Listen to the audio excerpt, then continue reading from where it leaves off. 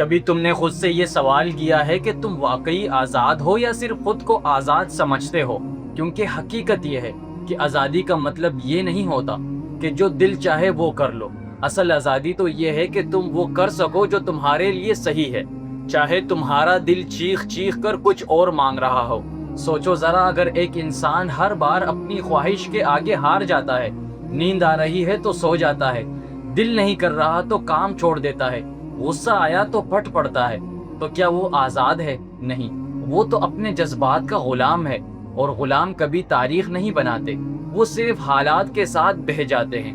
اصل طاقت تب آتی ہے جب تم خود کو روک لیتے ہو، جب تم اپنے دل کو کہتے ہو نہیں، ابھی نہیں، کیونکہ وہ لمحہ تمہاری شخصیت کو بناتا ہے۔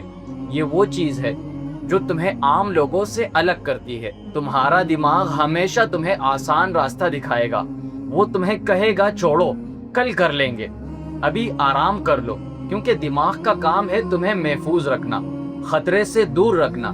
لیکن یاد رکھو، زندگی میں سب سے بڑا خطرہ یہی ہے کہ تم کبھی رسک نہ لو، کیونکہ جہاں تمہارا کمفرٹ زون ختم ہوتا ہے، وہیں سے تمہاری اصل کہانی شروع ہوتی ہے۔ ایک مثال سے سمجھو، اگر ایک بیج زمین کے اندر رہنے میں ہی سکون محسوس کرے اور باہر نکلنے کی تکلیف برداشت نہ کرے، تو کیا وہ کبھی درخت بن سکتا ہے؟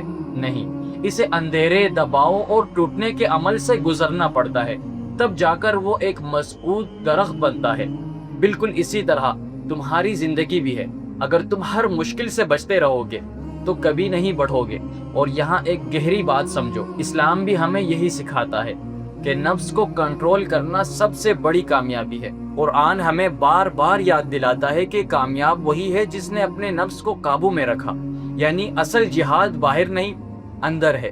وہ جنگ جو تم ہر دن اپنے دل، اپنی خواہشات اور اپنی سستی کے خلاف لڑتے ہو، وہی تمہیں عظیم بناتی ہے۔ آج اگر تم نے خود پر کنٹرول سیکھ لیا تو کل تم دنیا کو کنٹرول کر سکتے ہو، لیکن اگر آج تم اپنی چھوٹی چھوٹی خواہشات کے غلام بن گئے تو کل تم بڑے بڑے موقعوں کے سامنے بھی ہار جاؤ گے۔ تو آج فیصلہ کرو، کیا تم وقتی سکون کے غلام بنو گے یا مستقل کامیابی کے مالک؟